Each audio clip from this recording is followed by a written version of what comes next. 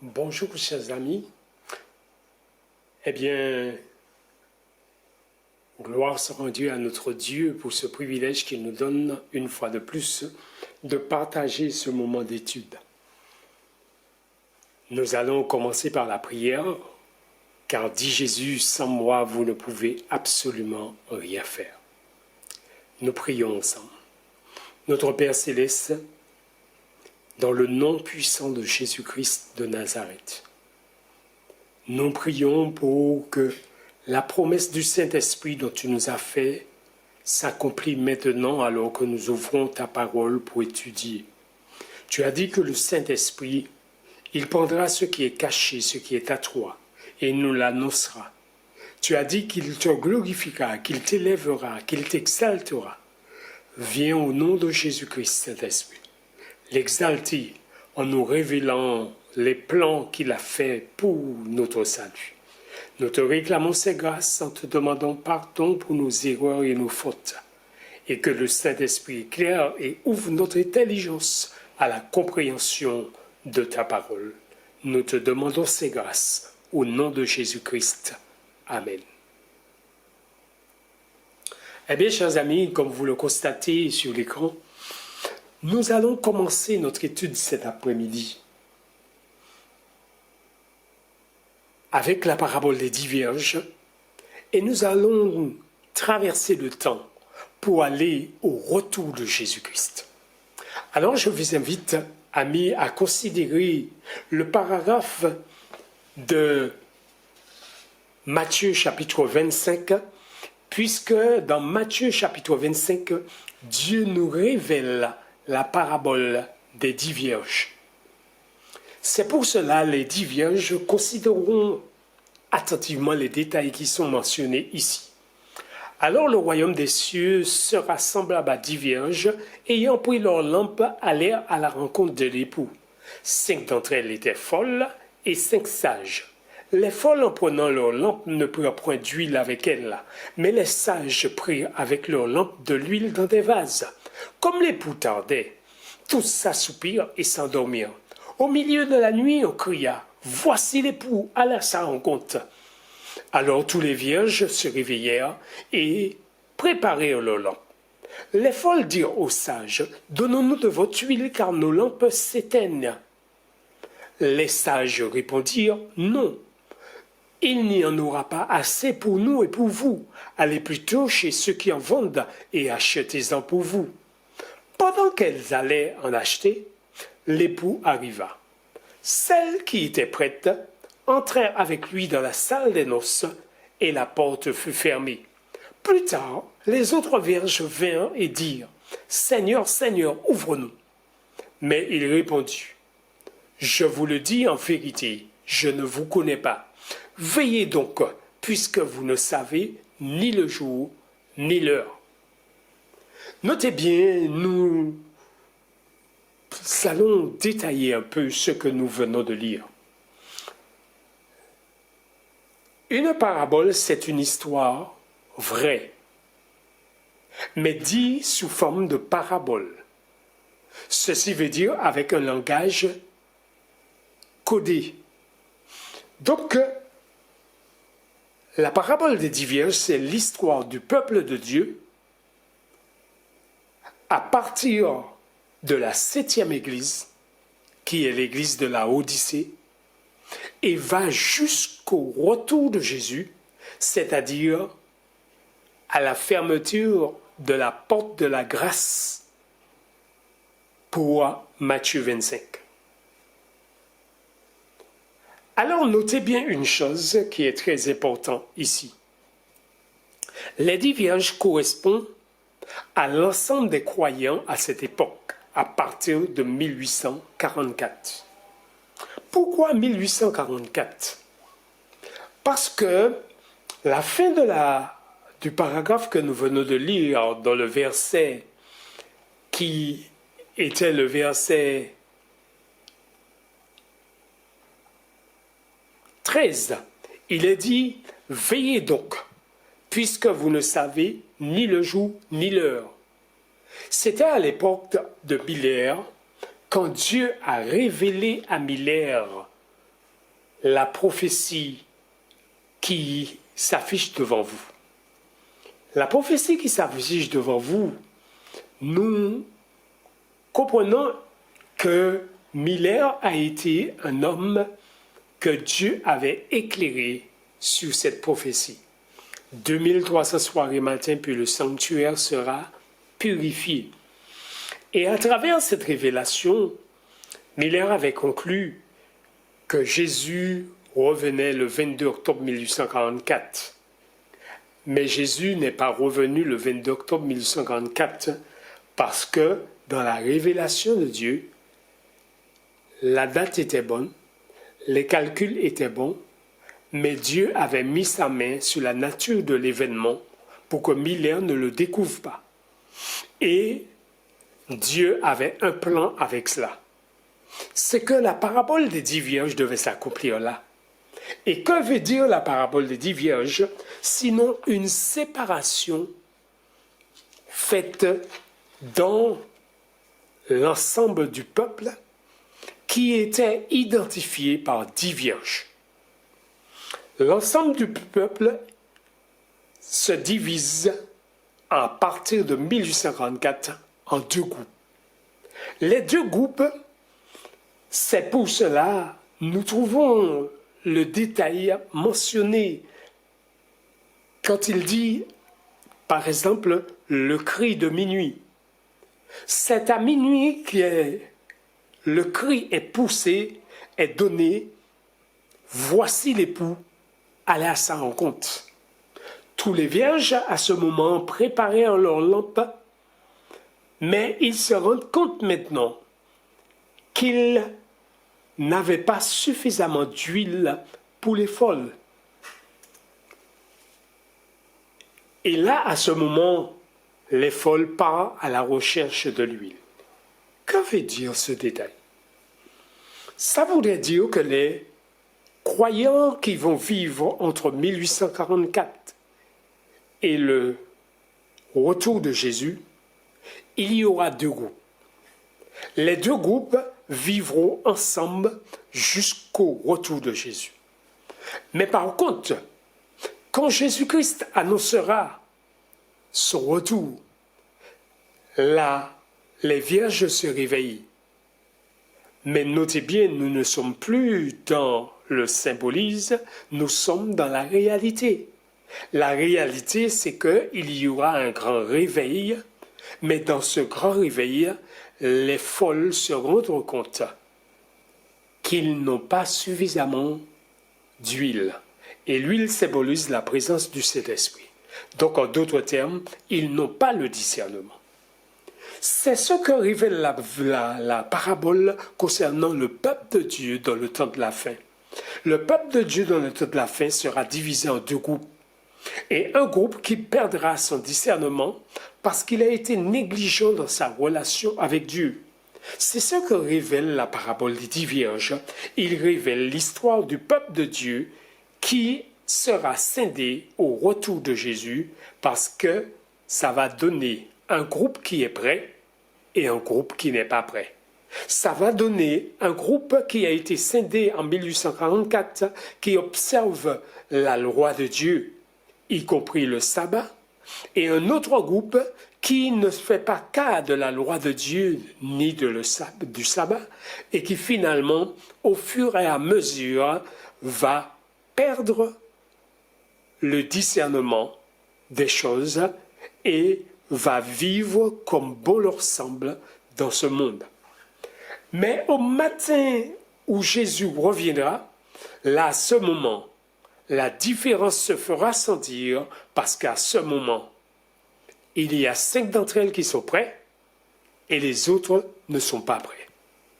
La parabole mettait en lumière que ces 5 vierges folles iront chercher de l'huile à la boutique, mais trop tard. Parce que, pourquoi trop tard? Quand il revient, la porte est déjà fermée. Donc cette histoire nous montre que quand ils iront chercher de l'huile, ils ne trouveront pas, parce que le propriétaire de la boutique, on pourrait dire cela comme ça, se trouvait déjà dans la salle des noces avec les 5 vierges sages. Donc la boutique était fermée. C'est pour cela les croyants qui chercheront l'huile à ce moment-là, ils ne le trouveront pas. C'est pour cela dans le livre de Amos, chapitre 8, Dieu révèle que de belles jeunes filles et des jeunes hommes chercheront la parole ça et là sur la surface de la terre à cette période-là et ne la trouveront pas. Ce seront des jeunes gens qui sont considérés comme des vierges folles, comme des vierges qui n'ont pas pris à cœur leur préparation. Notez bien que la parabole des 10 vierges dit « Vous ne savez ni le jour ni l'heure ». Mais il s'adresse particulièrement à ceux qui ne veillaient pas. Pourquoi à ceux qui ne veillaient pas? Parce que ceux qui veillaient étaient dans la salle des noces avec Jésus, tandis que ceux qui ne veillaient pas avaient été à la boutique pour chercher de l'huile. Et quand il revient, selon la connaissance de la Bible, ils n'ont pas trouvé d'huile, parce que le propriétaire de la boutique était déjà dans la salle des noces avec les vierges sages. Donc, à un moment donné de l'histoire, à la fin, beaucoup chercheront l'action du Saint-Esprit parce que l'huile est révélée dans Apocalypse chapitre 3. Je te conseille d'acheter de moi un collier pour oint de tes yeux afin que tu vois. C'est le collier, c'est le Saint-Esprit. Le Saint-Esprit, c'est la troisième personne qui donne le discernement. C'est lui qui révèle et qui fait comprendre le plan du salut. Nous avons besoin de la présence du Saint-Esprit. C'est pour cela que Jésus avait dit « Je m'en vais au Père et je vous enverrai le Saint-Esprit ». Il l'a envoyé comme ça avait été prévu dans le plan du salut. Dans le plan du salut, 3 personnes interviennent. Le Père, le Fils et le Saint-Esprit. Le Père, il envoie d'abord les prophètes. Selon Hébreux chapitre 1er, il envoie les prophètes à partir du verset 1er. Après avoir parlé à nos pères par les prophètes, Dieu dans ces derniers temps nous a parlé par le Fils. Deuxième étape du plan, il envoie le Fils. Et troisième étape du plan, quand le Fils part, laissant la terre, il dit « Je vous enverrai le Consolateur », selon Jean chapitre 16. Et il l'envoie quand les apôtres étaient rassemblés dans la chambre haute au jour de la Pentecôte. Donc ceci nous permet de comprendre que le plan du salut est infaillible parce qu'elle est exécutée par le Père, le Fils et le Saint-Esprit. Donc ces 10 vierges avaient la possibilité d'avoir la connaissance. Mais puisqu'ils ont négligé leur relation avec le divin qui les instruit, eh bien, ils se retrouvent privés de discernement. Ils ne pouvaient discerner le temps et comprendre le plan du salut. Notez bien, amis, que cette parabole met en lumière ce que sera le peuple de Dieu quand la porte de la grâce sera fermée. Donc, la parabole des 10 vierges se déroule depuis 1844 jusqu'à la fermeture de la porte de la grâce. Donc, ceci nous permet de comprendre une chose. Dans la salle des noces, il n'y avait que 5 vierges sages.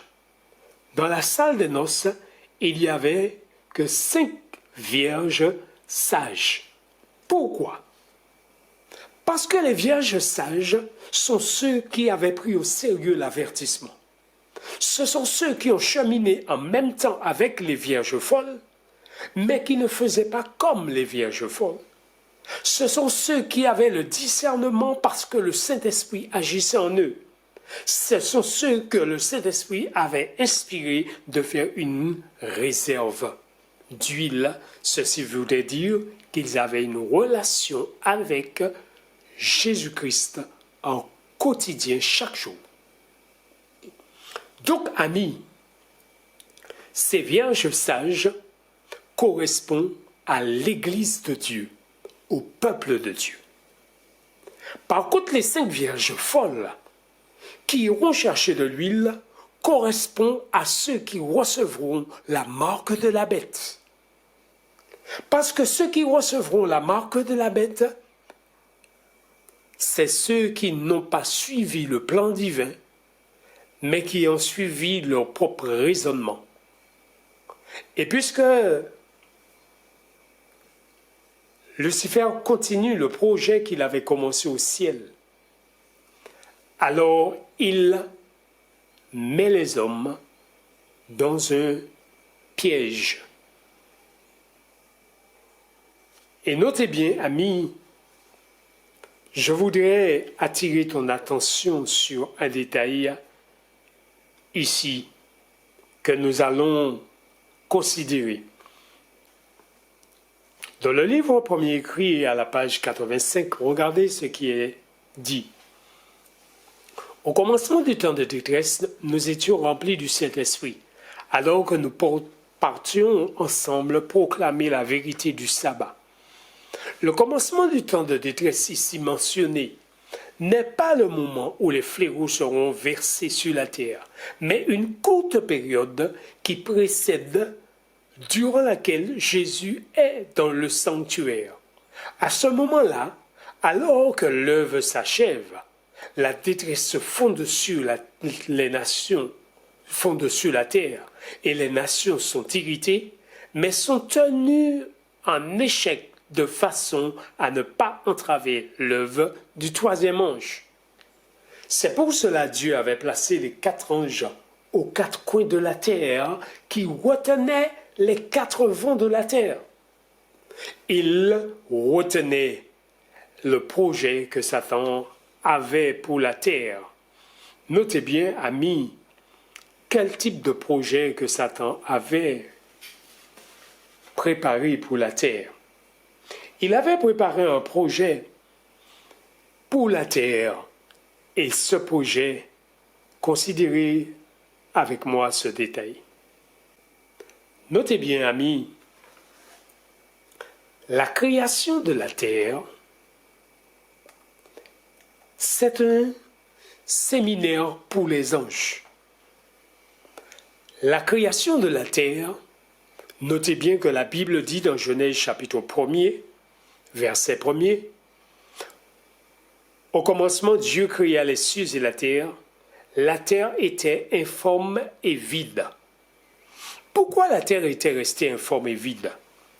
C'est bien parce que Satan avait commencé un projet au ciel et il commençait à rassembler tous les anges dans son idée, dans son projet, dans son plan pour combattre le gouvernement de Dieu, pour combattre le créateur de l'univers. Par contre, Dieu avait laissé la terre informe et vide parce qu'il avait un projet qui était un séminaire de 7 jours de création.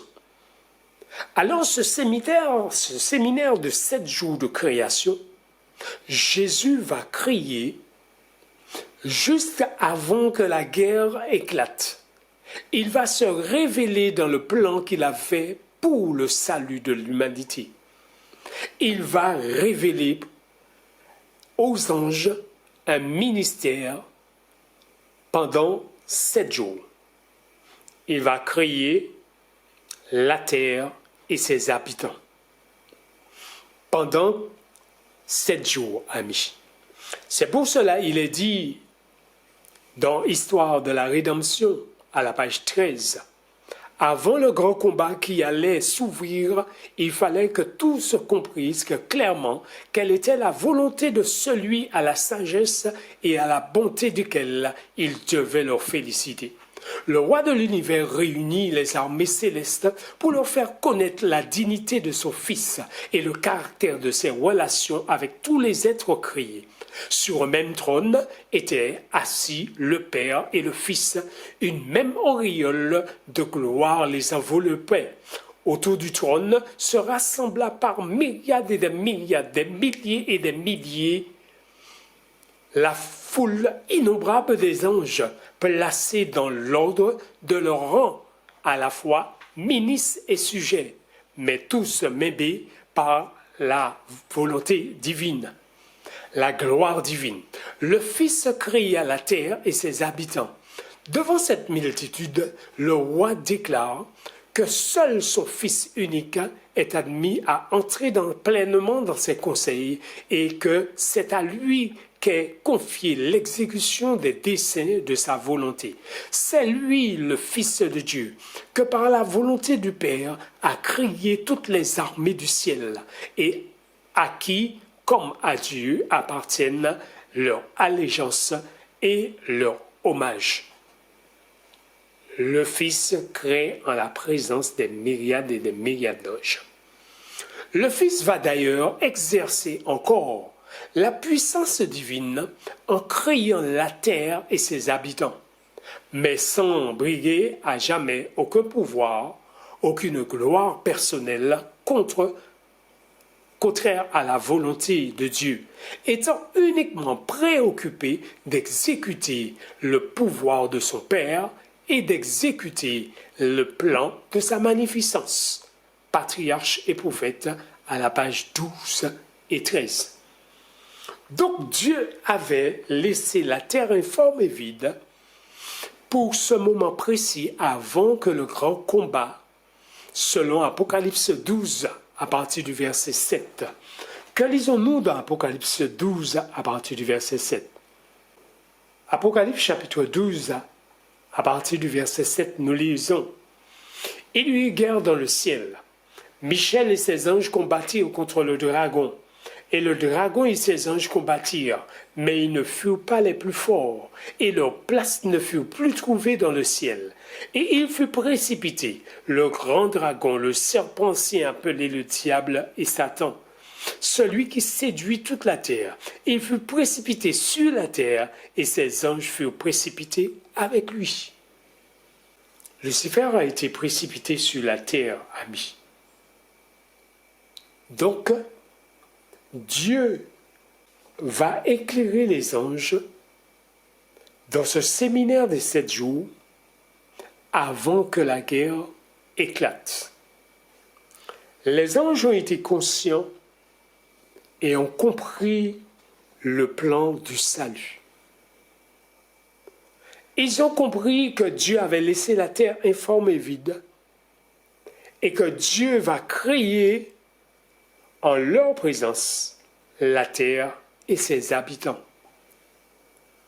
Ceci, c'était pour montrer aux anges qu'il ne fallait pas prendre part à la guerre parce que c'était contre la volonté de celui qui est le Créateur. Quand les anges furent éclairés dans ce séminaire, beaucoup firent marche arrière et ne prirent pas position pour la guerre. C'est pour cela, amis, notez un détail qui est dit ici, que nous allons lire dans l'esprit de prophétie. Notez bien ce qui est dit ici dans le livre de Événements des derniers jours, au chapitre 1er. Avant la crucifixion, le Sauveur a expliqué à ses disciples qu'il devait être mis à mort et qu'il ressusciterait le 3e jour. Et les anges étaient présents pour graver ces paroles dans l'esprit et le cœur. Mais les disciples n'attendaient qu'une délivrance temporelle du joug des Romains, et ils ne pouvaient accepter l'idée que lui, en qui leur espoir se concentrerait, pouvait subir une mort ignominieuse. Les paroles dont devaient se souvenir furent éloignées de leur esprit, et lorsque survient le temps du jugement, il les surprit désemparés. La mort de Jésus a complètement détruit leur espérance, comme s'il ne les en avait pas prévenus. Ainsi, par la prophétie, l'avenir nous est dévoilé, aussi clairement qu'il l'était pour les disciples. Grâce aux paroles du Christ, les événements liés à la fin du temps d'épreuve et à l'œuvre de la préparation au temps de trouble nous sont clairement présentés. Mais la multitude n'a pas plus de connaissance de ces importantes vérités que si elles n'avaient jamais été révélées. L'histoire se répète, amis. Ce qui s'est passé pour les disciples est en train de se passer pour le peuple d'aujourd'hui. Alors que Dieu a révélé l'histoire dans un langage selon 1 Corinthiens chapitre 14 verset 22, et nous allons lire à partir du verset 21, il est écrit dans la loi, c'est par des hommes d'une autre langue et par des lèvres étrangères que je parlerai à ce peuple, et ils n'écouteront pas même ainsi, dit le Seigneur. Ils n'écouteront pas même ainsi, dit le Seigneur. Par conséquent, les langues sont un signe non pour le croyant, mais pour le non-croyant. Qu'est-ce que nous avons dit? Par conséquent, verset 22, les langues sont un signe non pour les non-croyants, mais pour les croyants. La prophétie, au contraire, est un signe non pour les non-croyants, mais pour les croyants. Qu'est-ce que Dieu est en train de nous dire? Il est en train de nous dire les langues servent à évangéliser, et c'est pour évangéliser ceux qui ne connaissent pas la parole, et c'est les non-croyants. Tandis que la prophétie est pour celui qui est déjà converti, qui se trouve dans l'Église et qui approfondit la prophétie. Donc, il est en train de recevoir la connaissance qui va le sceller. Donc, il est en train de recevoir une connaissance approfondie qui est identifiée comme étant le scellement. Donc, avant la crucifixion, Dieu s'était révélé puissamment à l'esprit des Juifs à l'époque qui n'avaient pas fait cas de cette révélation. Par contre, nous courons le même risque. C'est pour cela que nous trouvons cette déclaration. Matthieu chapitre 24 à partir du verset 36. Pour ce qui est du jour et de l'heure, personne ne le sait, ni les anges des cieux, ni le Fils, mais le Père seul. Ce qui arriva du temps de Noé arrivera de même à l'avènement du Fils de l'homme. Qu'est-ce que Dieu est en train de dire par là? Ce qui arriva du temps de Noé arrivera de même à l'avènement du Fils de l'homme. Nous savons que dans le temps de Noé, les hommes n'ont pas fait cas de l'avertissement qui leur avait été donné, du privilège que Dieu avait donné. Ils étaient dans la débauche et ils vivaient dans la débauche. Ce sont des détails que nous sommes habitués avec. Mais nous allons considérer un autre détail plus approfondi que cela. Ceci voudrait dire, nous irons dans un détail très important. Qu'est-ce qui s'est passé du temps de Noé? Eh bien, du temps de Noé, Dieu a prolongé le temps de grâce. Dieu a prolongé le temps de grâce. Quand il a dit à Noé, la terre est arrêtée par devant moi, je vais détruire la terre. Fais-toi une arche. Dieu avait révélé à Moïse, à Noé du moins, que la porte de la grâce était sur le point de se fermer, que le temps était écoulé. Mais il va le demander de créer l'arche de l'alliance, qui va prendre Noé 7 ans. 120 ans du moins. 120 ans, Noé va prendre pour construire l'arche. Pendant ces 120 ans, la prédication de l'évangile était proclamée. Pendant ces 120 ans, les habitants de la terre se moquaient de Noé. Pendant ces 120 ans, ils ne se doutèrent pas qu'un jour viendrait auquel que la porte sera définitivement fermée. Ce qui arriva du temps de Noé arrivera de même à l'avènement du Fils de l'homme. Que s'est-il encore passé du temps de Noé? Quand la porte de la grâce allait se fermer, ils se sont aperçus que des animaux sortaient des forêts et rentraient dans l'arche.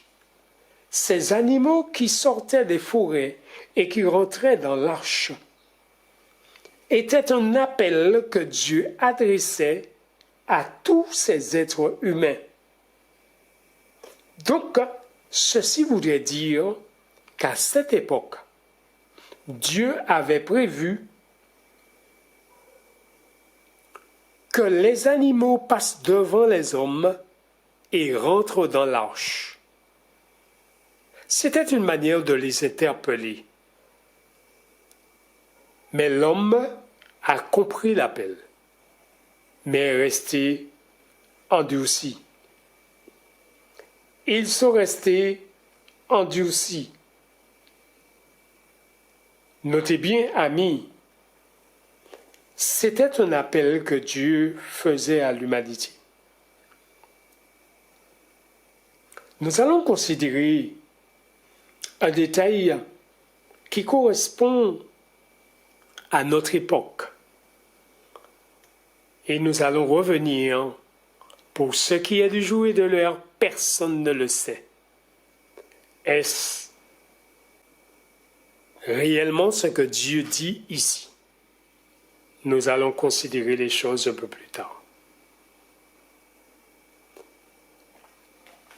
Dans Marc chapitre 13, à partir du verset 35, nous lisons « Veillez donc car vous ne savez quand viendra le maître de la maison, ou le soir, ou au milieu de la nuit, ou au chant du coq, ou le matin. Craignez qu'il ne vous trouve endormi à son arrivée soudaine. Ce que je vous dis, je le dis à tous, veillez. » Les 10 vierges étaient appelées à veiller. Les 10 vierges, c'est la totalité des croyants. Ce qui veut dire les vierges folles et les vierges sages avaient le même privilège. Ils avaient tous de l'huile. Ils avaient tous la Bible. Et ils pouvaient tous recevoir les mêmes instructions parce qu'ils avaient tous la Bible. Ils avaient le même Saint-Esprit qui les guidait, qui leur parlait. C'est le maître des maîtres, celui qui a inspiré la Bible, pouvait leur faire comprendre les déclarations de la Bible. C'est pour cela, amis, le séminaire au ciel, Dieu a fait tous les anges comprendre qu'ils étaient dans la voie de la révolte. Quand la guerre a lieu, Satan a été chassé du ciel. Il est descendu sur la terre avec le même projet qu'il avait au ciel.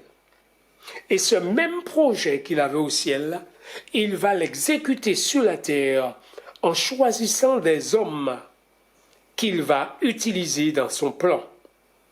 C'est pour cela la statue de Nebuchadnezzar nous révèle le projet des hommes sur la terre. Mais notez bien un détail que nous allons lire dans le livre de Luc au chapitre 21.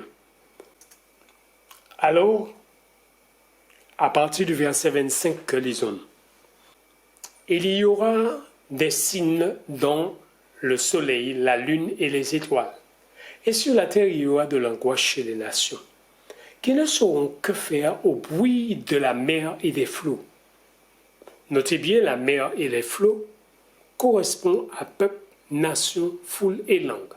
Donc, ils ne sauront que faire parce que les peuples, les nations, les foules et les langues qui correspondent aux hommes vont se soulever. La violence a commencé, la violence s'étend de plus en plus, la révolte du peuple Et nous comprenons que nous sommes dans ce temps-là, de l'angoisse chez les nations. Mais le plus important est dans la suite du verset. Verset 26. Les hommes rendant l'âme de terreur dans l'attente de ce qui surviendra pour la terre. Qu'est-ce qui surviendra pour la terre? La suite nous dit, car les puissances des cieux seront ébranlées.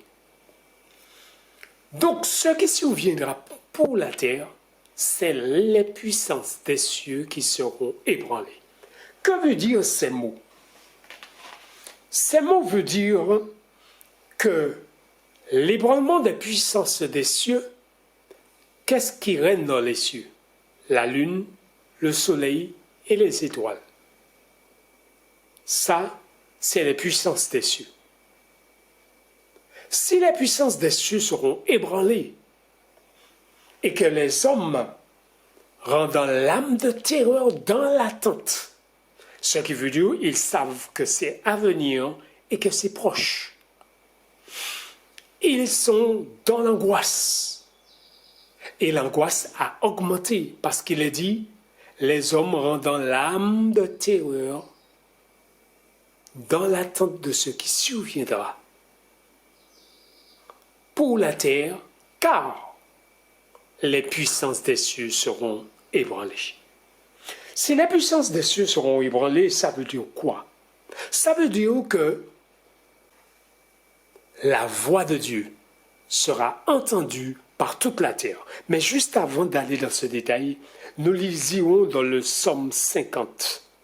Psaume chapitre 50. Alors il est dit dans le Psaume 50, « Il vient notre Dieu » à partir du verset 3. « Il vient notre Dieu et il ne reste pas en silence. Devant lui est un feu dévorant. Autour de lui une violente tempête. Il crie vers les cieux en haut et vers la terre pour juger son peuple.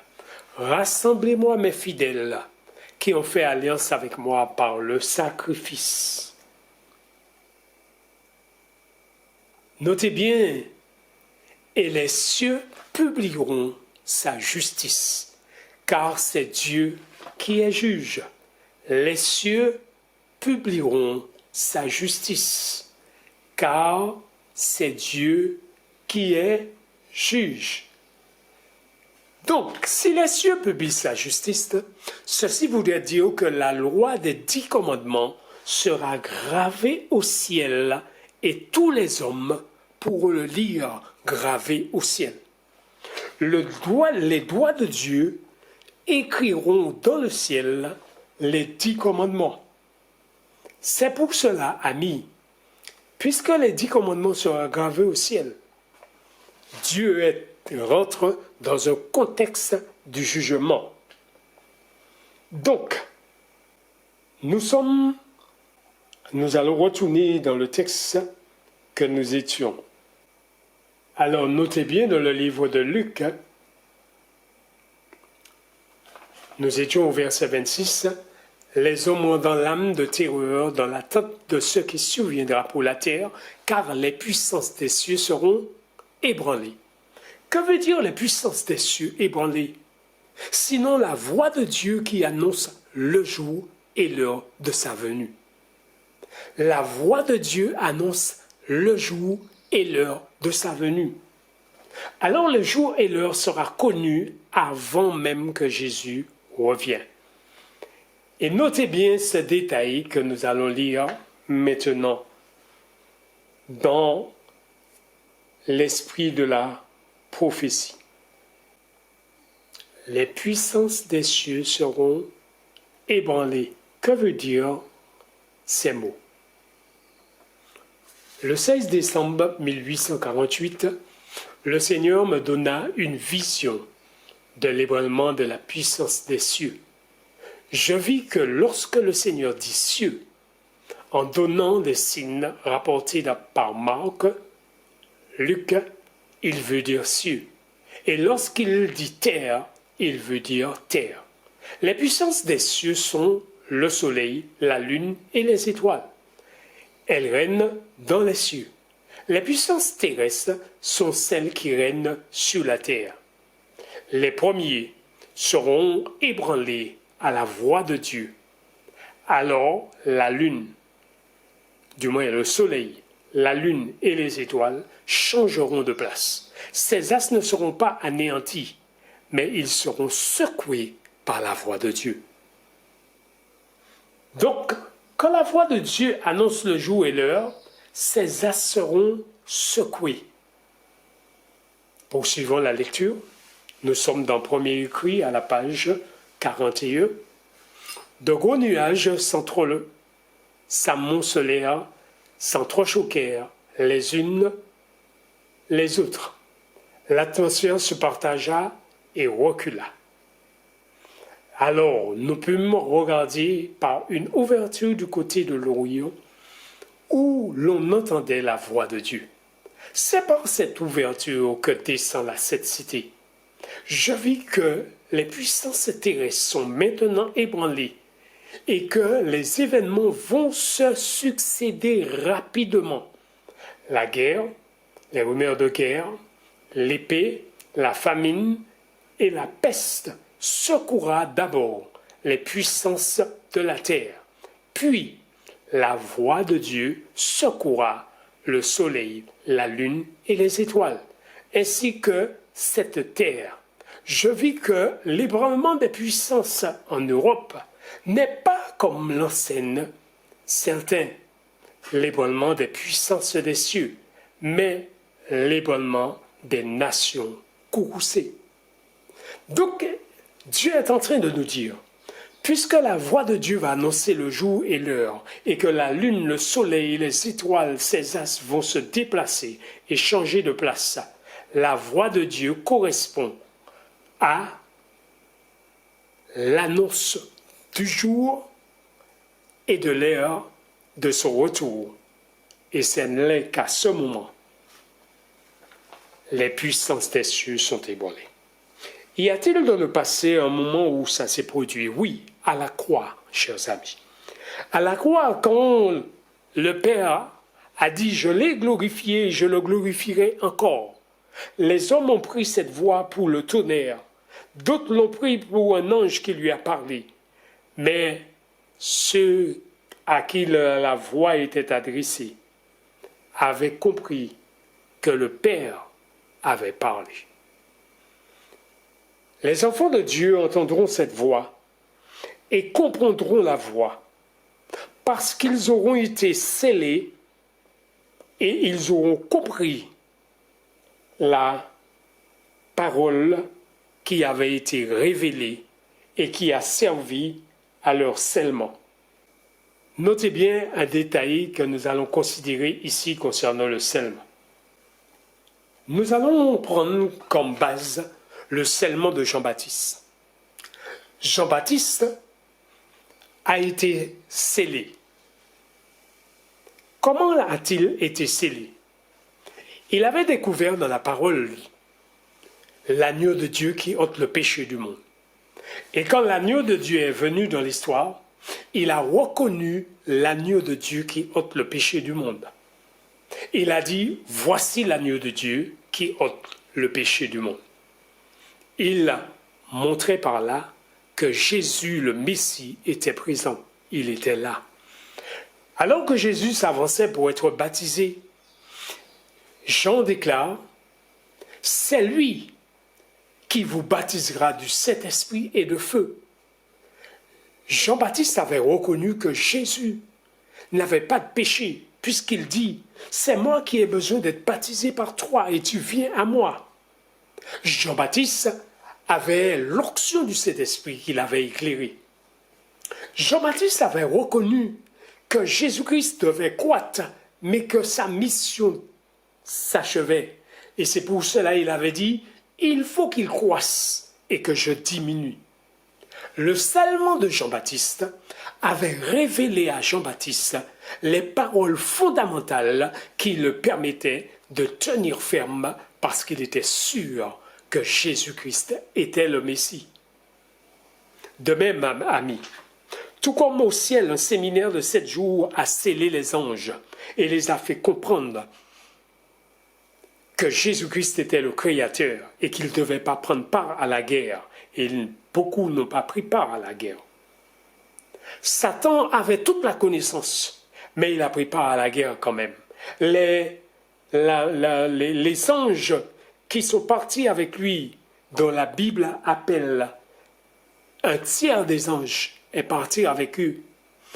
Ce tiers des anges était présent dans le séminaire des 7 jours et avait compris dans ce séminaire qu'il s'attaquait à celui qui est créateur du ciel et de la terre. Donc, ils ont pris part à la guerre avec la connaissance. Ceci voudrait dire que les vierges sages avaient eu cette connaissance, tout comme les vierges folles avaient reçu cette connaissance. Mais chacun avait fait des choix différents.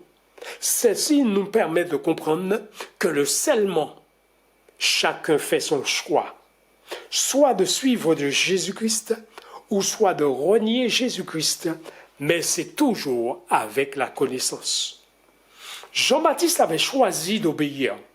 Alors qu'il ne comprenait pas ce qui lui arrivait et qu'il était en prison, il fit ses disciples aller vers Jésus et poser la question.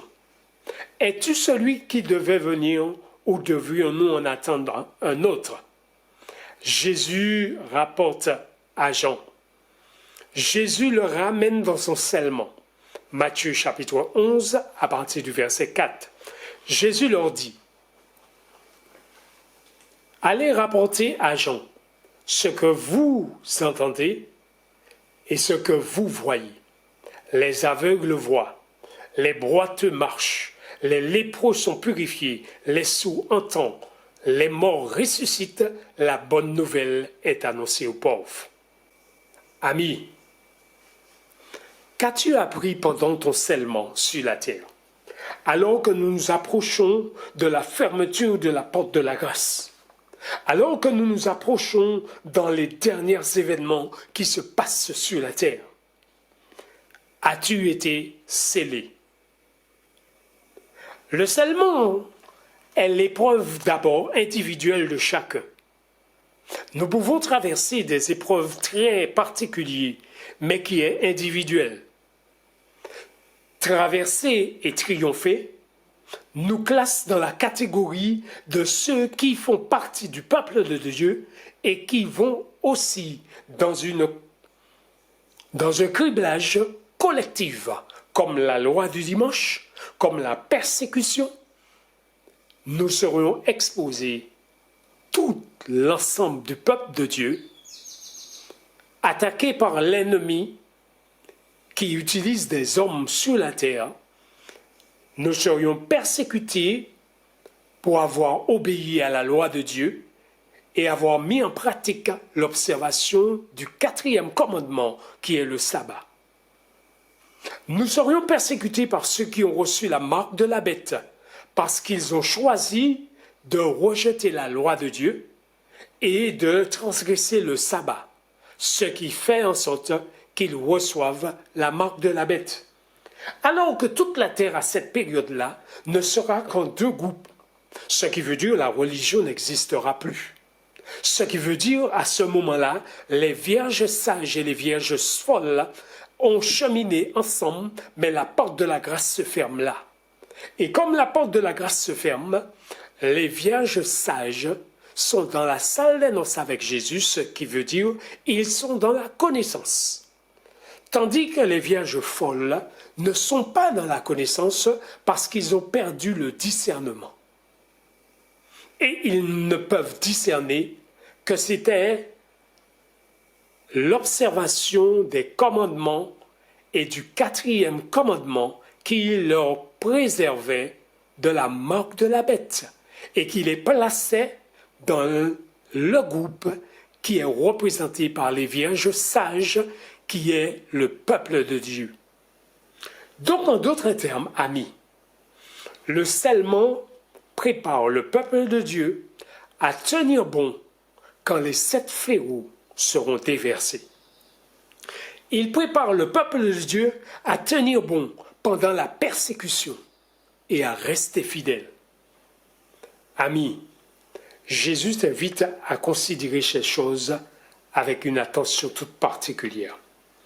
Nous irons maintenant dans la synthèse de ce que nous avons dit.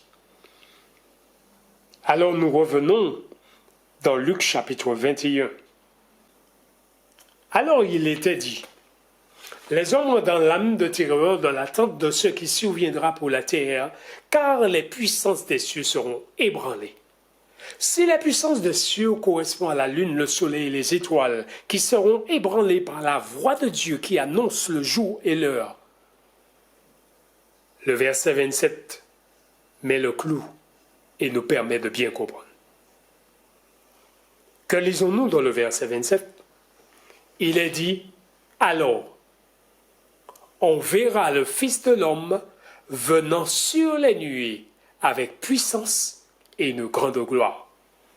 Alors dis-moi, ami, où sommes-nous situés selon les versets qui sont devant toi?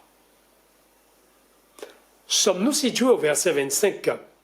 Il y a des signes dans le soleil, la lune et les étoiles sur la terre. Ceci est déjà passé puisqu'il s'agissait du 6e sceau. Mais nous sommes toujours dans le 6e sceau, mais à la fin du 6e sceau.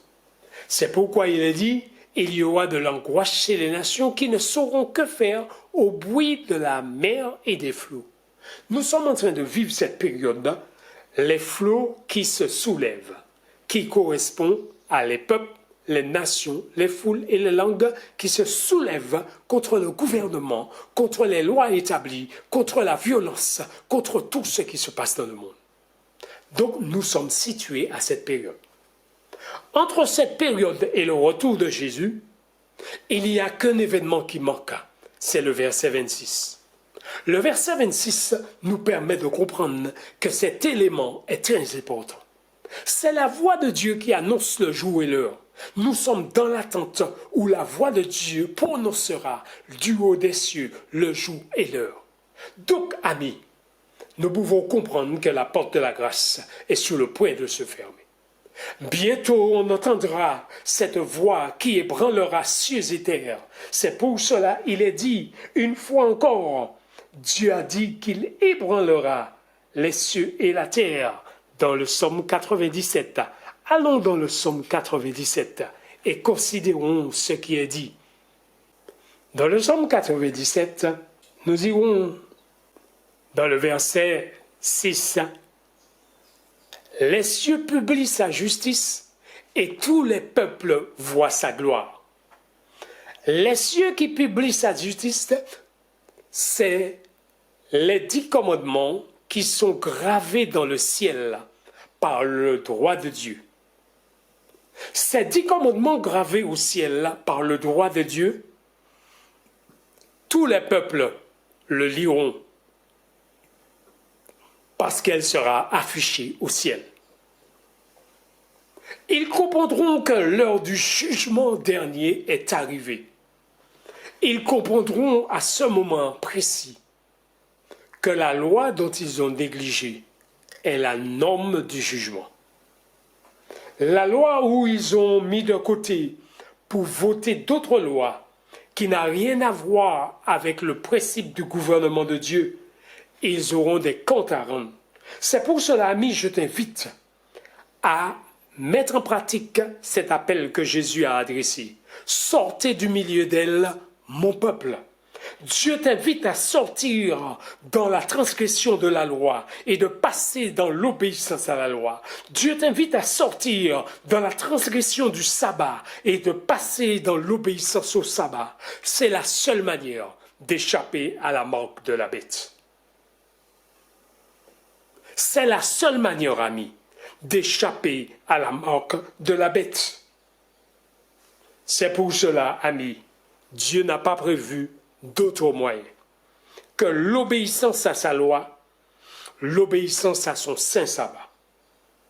C'est pour cela qu'il a placé 4 anges aux 4 coins de la terre pour retenir les vents, pour te donner la possibilité de le faire. C'est pour cela qu'il a envoyé cette parabole des 10 vierges dont il a titré le cri de minuit qui s'est passé à partir de 1844 et qui va jusqu'au retour de Jésus et qui révèle le comportement de deux groupes de croyants sur la terre parce que l'œuvre va s'achever avec deux groupes de croyants.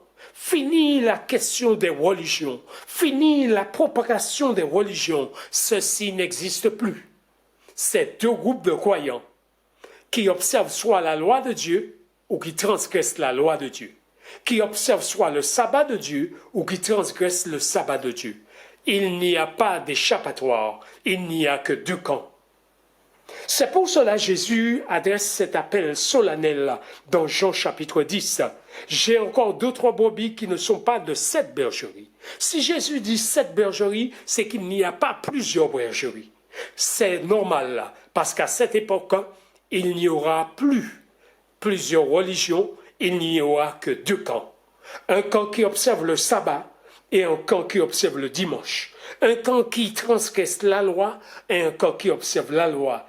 Donc, la bergerie dont Jésus parle dans Jean 10, il dit qu'il n'y a j'ai encore d'autres brebis qui ne sont pas de cette bergerie. Cette bergerie veut dire qu'il précise une bergerie.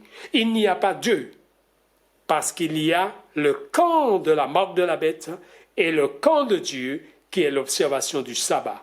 Donc, ce camp-là est identifié comme étant le camp de Dieu. Donc, amis, je t'invite à faire un choix intelligent. Parce que Dieu avait déjà révélé à son peuple que sur la route du ciel, nous allons rencontrer des difficultés et des épreuves. Les puissances des cieux seront ébranlées par la voix de Dieu qui annonce le jour et l'heure. Ami, Dieu avait déjà révélé à Moïse un détail qui est très important que nous irons dedans maintenant. Dans Message choisi, volume 2, à la page 270 à 273. Il y a un détail qui est très important ici. Alors que Moïse se trouvait sur la montagne en la présence de Dieu, le plan du salut qui remontait à la chute d'Adam lui fut révélé avec force. Il apprit alors que l'ange qui conduisait les enfants d'Israël dans le voyage devait un jour se manifester dans la chair. Le Fils chéri de Dieu, qui était un avec le Père, devait ramener à l'unité avec Dieu tous les hommes qui croiraient et se confieraient en lui. Moïse a compris la signification du système des sacrifices. Donc Moïse a compris le plan du salut révélé par le sanctuaire de Dieu. Ce plan de salut, nous le trouvons révélé dans le plan de Dieu. Quel est ce plan? Notez bien, amis, que le plan de Dieu, nous avons dit, ce plan a été révélé à Moïse sur la montagne, où Dieu a révélé le sanctuaire à Moïse. Le sanctuaire correspond à une révélation que Dieu a donnée à Moïse sur la montagne. Cette révélation du sanctuaire comprend 3 étapes. C'est ce qu'on dit le système des sacrifices. Dans le livre de Lévitique au chapitre 23, Lévitique chapitre 23, que lisons-nous? L'Éternel parla à Moïse à partir du verset 1er et dit « Parle aux enfants d'Israël et tu leur diras, les fêtes de l'Éternel que vous publierez seront des saintes convocations. Voici quelles sont mes fêtes. On travaillera 6 jours, mais le 7e est le sabbat, le jour du repos. Il y aura une sainte convocation. Vous ne ferez aucun ouvrage, c'est le sabbat de l'Éternel dans toutes vos demeures. » L'Éternel parla à Moïse et il annonce à Moïse les fêtes de l'Éternel. Il annonce 7 fêtes à Moïse, dont le premier était la Pâque de l'Éternel. Voici les fêtes de l'Éternel, les 7 convocations que vous publierez en leur temps fixé. Le premier mois, le 14e jour du mois, entre les 2 soirs, ce sera la Pâque de l'Éternel. La première fête était la Pâque. La deuxième fête était la fête des pains sans levain. Verset 6. Et le 15e jour de ce mois, ce sera la fête des pains sans levain, en l'honneur de l'Éternel. Vous mangerez pendant 7 jours des pains sans levain. Le premier jour, vous aurez une sainte convocation. Vous ne ferez aucune œuvre servile. Ceci nous montre ici que les 7 fêtes cérémonielles, sur le schéma qui est devant toi, ami, la première fête était la Pâque. La deuxième était la fête des pains sans levain. Le troisième était la fête de la moisson, là où le Saint-Esprit descend sur les apôtres. Le quatrième était la fête des trompettes, là où les apôtres commencent à prêcher l'évangile dans le monde. La cinquième était le jour des expiations. Ceci s'est passé en 1844, là où commence l'église de la Odyssée, où le tri a été fait entre les vierges, le jour des expiations. La fête des tabernacles, c'est la préparation à partir. Donc, c'était juste avant la Pâque, parce que Jésus avait célébré cette fête que nous trouvons dans le livre de Jean au chapitre 7, où Jésus va dire, au jour de la fête de Pâques, au moment où ils étaient rassemblés, le jour de la grande fête, Jésus dit, si quelqu'un a soif, qu'il vienne à moi. Et cette fête de tabernacle représente une fête de louange, parce que nous sommes sur le point de partir.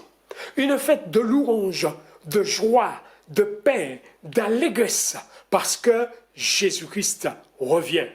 Et quand Jésus-Christ revient, à ce moment, nous vivrons le jubilé.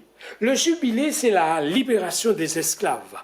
Donc, si c'est la libération des esclaves, quand Jésus-Christ reviendra, tous les esclaves prisonniers de la terre par le péché seront définitivement libérés par la tombe, libérés par le pouvoir, libérés par le péché, et ils seront enlevés à la rencontre de Jésus dans les airs. Alors donc, amis, ces 7 fêtes, notez bien, avant ces 7 fêtes, il y avait une fête mentionnée qui était la fête du sabbat. Au verset 3. On travaillera 6 jours, mais le 7e jour est le sabbat, le jour du repos. Il y aura une sainte convocation. Vous ne ferez aucun ouvrage, c'est le sabbat de l'Éternel dans toutes vos demeures. Amis, il est à noter ici, les fêtes sont situées en 2 groupes. Ces fêtes sont situées en 2 groupes. C'est pour cela, revenons dans les détails concernant le plan. Et nous retournerons dans le schéma qui correspond à ce que nous sommes en train de dire. Voici quelles sont mes fêtes. Lévitique 23, tu vois là où c'est noté. Lévitique 23, 1 à 3. Lévitique 23, 4 à 6. Tous les 7 fêtes cérémonielles sont mentionnées. Il correspond à la Pâque, la première fête, la fête des pains sans levain qui était le lendemain de la Pâque. Le lendemain de la Pâque, on se trouve sans péché parce que Jésus-Christ est mort. Le lendemain de la Pâque, 50 jours après, c'était la fête de la moisson où le Saint-Esprit est descendu sur les apôtres, 50 jours après la résurrection de Jésus. La fête des trompettes avait commencé parce que la fête des trompettes correspond à ce que Joël nous dit dans Joël chapitre 2, le verset 1er. Sonnez de la trompette dans Sion, faites-la retentir sur ma montagne sainte, que les habitants de la terre tremblent, car le jour de l'Éternel arrive, jour des ténèbres. Pour certains, mais jour de joie pour d'autres. Donc, la trompette sonne, annonçant à toute la terre que le jour de l'Éternel approche, que les 10 vierges devaient être prêts, au lieu de 5. Le jour des expiations a commencé en 1844, où Jésus-Christ a commencé l'effacement des péchés. 5e fête. 6e fête, la fête des tabernacles. Et le 7e, c'est le jubilé, la libération des esclaves. Donc, nous allons prendre un exemple qui est simple. Les 3 années qui s'est passées avec Jésus sur la terre. Jésus a été baptisé en l'an 27. Donc nous allons prendre l'année 27. Jésus-Christ a vécu pendant l'année 30. L'année 27, 28, 29, 30. Et dans l'année 31, Jésus est mort. Nous allons prendre ces années pour bien comprendre un détail. À l'année 27, on célébrait encore ces fêtes cérémonielles. Et pendant que Jésus était là, on célébrait encore ces fêtes cérémonielles. Pourquoi? Parce que ces fêtes cérémonielles éclairaient sur la Pâque, le moment auquel Jésus allait être crucifié. Donc, quand tu prends l'année où Jésus a été baptisé, eh bien, on célèbre la Pâque, on célèbre la fête des pains sans levain, on célèbre la moisson, on célèbre la fête des trompettes, on célèbre le jour des expiations, on célèbre la fête des tabernacles et on célèbre le jubilé. Jésus n'est pas encore mort. Eh bien, on recommence l'année religieuse avec la première fête qui est toujours la Pâque. Donc, on recommence l'année 28. Donc, l'année 28, nous poursuivons. La Pâque, Jésus n'est pas mort. Donc, on célèbre la Pâque. On célèbre la fête des pains sans levain. On célèbre la moisson. On célèbre la fête des trompettes. On célèbre le jour des expiations. On célèbre la fête des tabernacles. Et on célèbre le jubilé. Et Jésus est venu. Est-ce qu'il est mort? Non. Jusqu'au jubilé? Non. Alors nous recommençons l'année religieuse. Et là, nous passons à l'année suivante. L'année suivante, c'est l'année 29. L'année 29, nous célébrons la Pâque. Est-ce que Jésus-Christ est mort? Non. Donc, on célèbre la Pâque. Notez bien que Jésus est là. Donc, amis, nous avons terminé l'année 29. L'année 29, Jésus est toujours pas venu parce que il est là, mais il n'a pas été immolé. Alors que la fête de Pâques nous dit Christ, notre Pâque, a été immolé. Alors nous poursuivons avec la fête de Pâques, la fête des pains sans levain, la fête de la moisson, la fête des trompettes, le jour des expiations, la fête des tabernacles, et on arrive à nouveau au jubilé. Puisque Jésus n'est pas mort à la Pâque, eh bien nous recommençons l'année. Et là, nous sommes dans l'année 30. L'année 30, est-ce que Christ est mort à la croix? Non. Alors, la Pâque a été célébrée. Nous continuons. La fête des pains sans levain a été célébrée. La fête de la moisson a été célébrée. La fête des trompettes a été célébrée. La fête, le jour des expiations a été célébrée. La fête des tabernacles a été célébrée chaque jour, chaque fête à leur temps fixé. Le jubilé. Jésus n'est pas mort en l'année 30. Alors nous continuons l'année 31. Et l'année 31, qu'est-ce que vous constatez sur le schéma? Eh bien, Jésus-Christ est mort à l'année 31.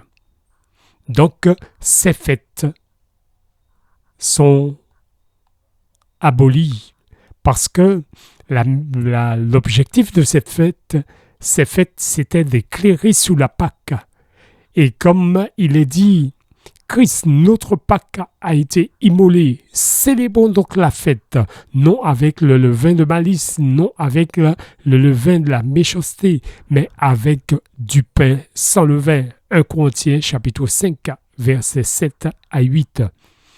Faites disparaître le vieux levain afin que vous soyez une pâte nouvelle, puisque vous êtes sans levain, car Christ, notre Pâques, a été immolé. Donc Jésus-Christ a pris la place de la fête de Pâques qu'on célébrait, parce que Christ est la Pâque. Donc, les 7 fêtes cérémonielles éclairaient sur la première venue de Jésus-Christ. Et puisque ces fêtes éclairaient sur la première venue de Jésus-Christ, alors, amis, pourquoi y avait-il la fête du sabbat hebdomadaire parmi les fêtes quand l'Éternel dit à Moïse « Voici quelles sont mes fêtes ». Et il va citer premièrement le sabbat. On travaillera 6 jours et on fera tout son ouvrage, mais le 7e jour est le sabbat de l'Éternel, ton Dieu. Donc, ceci voudrait dire, est-ce que la fête du sabbat s'arrête à la croix comme les fêtes cérémonielles? Non, amis. Là, le sabbat est célébré même après la résurrection de Jésus. Le sabbat est célébré parce que c'est une fête qui va jusqu'au retour de Jésus. Et au retour de Jésus, nous allons célébrer le sabbat, le dernier sabbat dans les airs. Et puisque nous allons faire ce sabbat dans les airs, notez un détail qui est très important, amis. C'est que 7 jours de la semaine nous conduit au 7e jour de la semaine. Ce qui veut dire la semaine comprend 7 jours. Et le 7e, c'est le sabbat. Quand Jésus-Christ reviendra, nous devons nous poser une question, amis. Pourquoi la semaine comprend 7 jours? Notez un détail qui était dans la célébration du sanctuaire. Quand le bouc Azazel était lâché au désert, après combien de temps celui qui l'avait lâché au désert réintégrait le camp? Il réintégrait le camp après 7 jours. C'est pour cela les 7 jours de Noé, nous retrouvons un parallèle ici. Les 7 jours pour réintégrer le camp, c'est encore 7. Mais il y a encore un autre détail. Amis, puisqu'il est dit « Vous ne savez ni le jour ni l'heure », je me pose une question. Comment les fils des prophètes qui étaient à Jéricho et les fils des prophètes ont dit à Élisée, « Sais-tu que ton maître sera élevé au-dessus de ta tête aujourd'hui ?» Et il a répondu, « Je le sais, taisez-vous. » Les prophètes qui étaient près du fleuve, ils savaient aussi qu'Élie allait être enlevé au ciel ce jour-là. Et pourquoi sur la montagne de transfiguration, c'est Élie et Moïse qui apparaissent? Donc, Élie représente quoi? Élie représente ceux qui ne connaîtront pas la mort et qui monteront au ciel sans connaître la mort. Donc, Élie représente ceux qui viennent des 144 000, qui ne connaîtront pas la mort.